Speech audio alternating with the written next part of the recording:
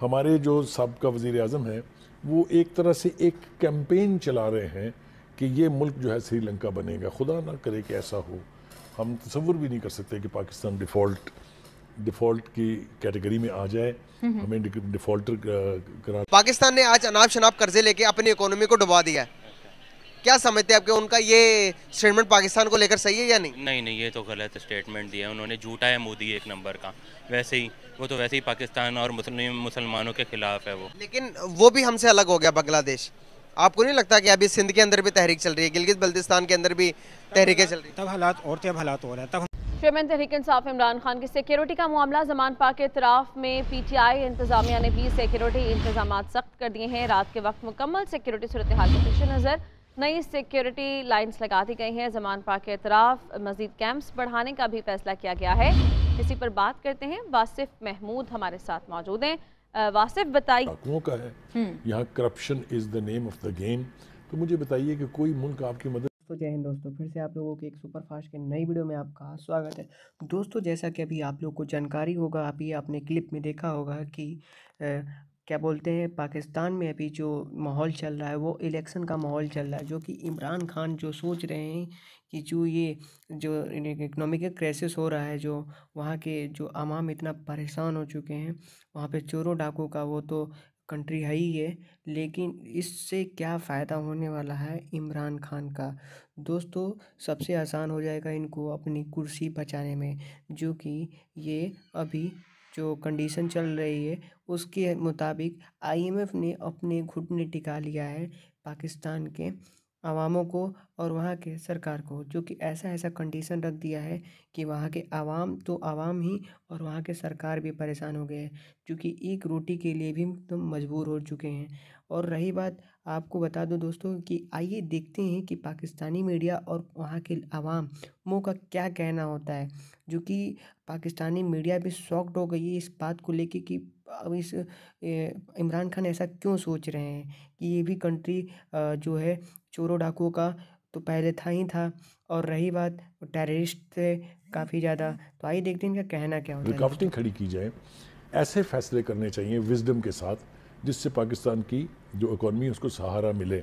Unfortunately हमारे जो साबका वज़ीर आज़म हैं वो एक तरह से एक कैंपेन चला रहे हैं कि ये मुल्क जो है श्रीलंका बनेगा। खुदा ना करे कि ऐसा हो।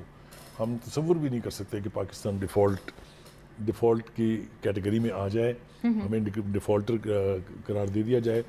हम ये दुआ करते हैं कि अल्लाह करे ये सूरत हाल कभी ना आए। लेकिन जब आप बैठ के सुबह से शाम तक टेलीविज़न की स्क्रीनों के ऊपर ये साबित करेंगे कि ये मुल्क चोरों और डाकुओं का है, यहाँ corruption is the name of the game, तो मुझे बताइए कि कोई मुल्क आपकी मदद क्यों करेगा?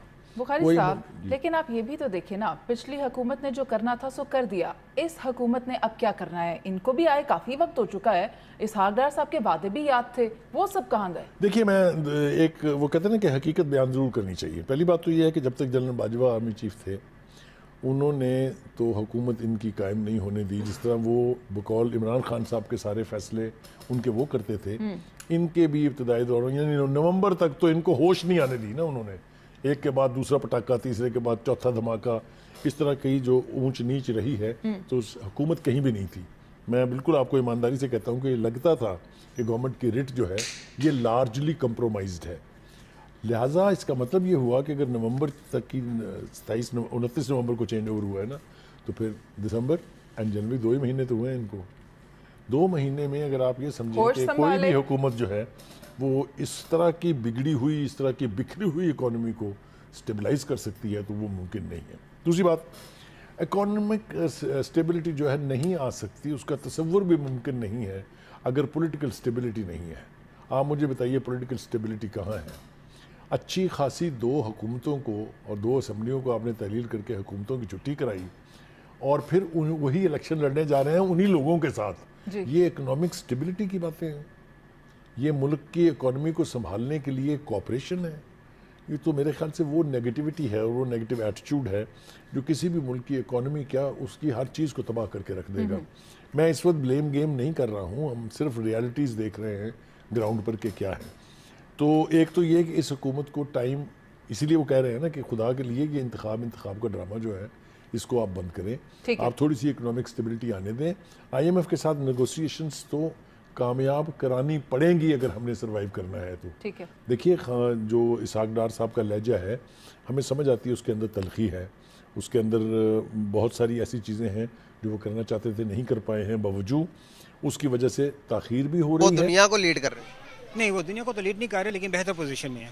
बहुत दुनिया बेहतर। को भी वो लीड नहीं कर रहे, हमसे बेहतर पोजीशन में है, लेकिन हम भी इंशाल्लाह वहाँ पे आएंगे। वो कहते हैं ना, जो मुल्क 5वीं बड़ी मैशत बन सकता है उसके लिए दूसरी, तीसरी और पहली बनना डिफिकल्ट है।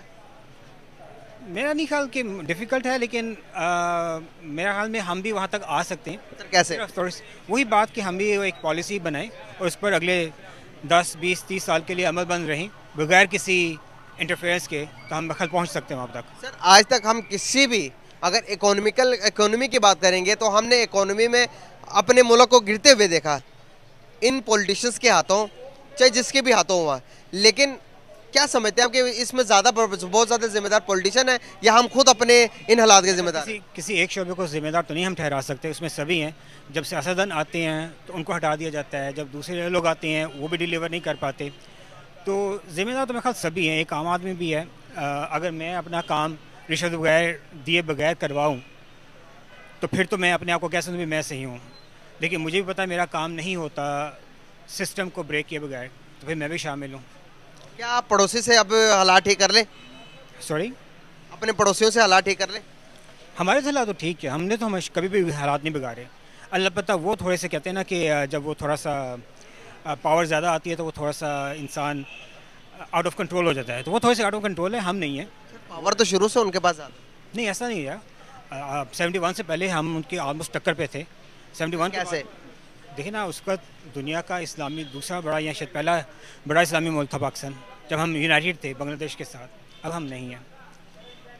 मतलब कि तब कुछ मैं समझा नहीं इस बारे में, थोड़ा क्लियर कर। देखें, आज 71 से पहले बांग्लादेश और पाकिस्तान, मशरक़ी पाकिस्तान और मगरिबी पाकिस्तान एक बड़ी इकॉनमी थी, आबादी वाइज हम उनके बराबर में थे। अब हम नहीं हैं। आबादी वाइज छोटा बात, बहुत सारी सनत वाइज, इकॉनमी वाइज, आपकी पॉपुलेशन वाइज, आपके बहुत सारी आपकी GDP वाइज हम पीछे हैं। लेकिन वो भी हमसे अलग हो गया बांग्लादेश। आपको नहीं लगता कि अभी सिंध के अंदर भी तहरीक चल रही है, गिलगित बल्तिस्तान के अंदर भी तहरीकें चल रही? तब हालात और थे, अब हालात हो रहे हैं। तब हमारा ज़मीनी रास्ता नहीं था, अब हमारे पास है। तो अब हाँ, हालात ख़राब हो सकते हैं, लेकिन वैसे नहीं हो सकते जैसे वैसे थे। क्या हमें चाहिए कि राइट्स दें जो मुल्क जिनको चाहिए, जो कि हमारे अंदर लोग रहते हैं? कश्मीर को राइट मिलना चाहिए, जो कि हम पाकिस्तानी हमारी तरफ से राइट मिलना चाहिए। मेरे ख्याल जितने राइट्स हमने दिए हैं उतने तो पड़ोसी मुल्क में भी नहीं दिए। कश्मीर के अंदर तहरीकें चल रही हैं। कौन से? दोस्तों अभी आप लोगों ने वीडियो के क्लिप में देखा होगा कि जो वहाँ की आवाम है वो बोलती नज़र आ रही है कि जब भारत जब पूरी कंट्री में, पूरे देश में, जब पूरी दुनिया में जब भारत चौथे स्थान पे आ सकता है तो पहले पे क्यों नहीं आ सकता है। इनकी मतलब ये है कि कंपेयर कर रहे हैं भारत से कि मेरा मतलब पाकिस्तान भी आ सकता है, लेकिन वहाँ की जो सिस्टम है, इकोनॉमिकल सिस्टम है, जो कि देखा जाए पॉलिटिशियन के अकॉर्डिंग वो बहुत ही बेकार हो चुका है, जो कि जिसकी मदद से वो अभी कंट्री में बहुत ही टाइम लगेगा इतना इनको आगे करने में।